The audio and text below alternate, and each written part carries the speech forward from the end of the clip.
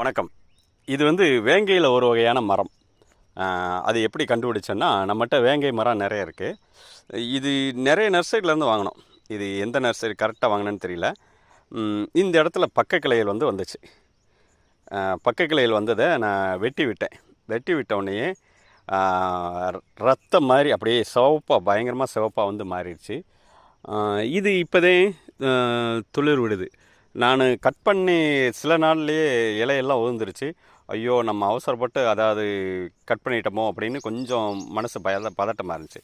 வேணா பார்த்தா நல்லா துளிர் விட்டு நல்லா வந்துருச்சு. அதாவது வேங்கையில் நம்மகிட்ட நிறைய ரகங்கள் இருக்குது. அதில் இது உதிர வேங்கையா, அது வேங்கையை பற்றி நான் ஒரு நாளைக்கு முழுசாக நான் செக் பண்ணிவிட்டு சொல்கிறேன் என்ன ரகம்னு.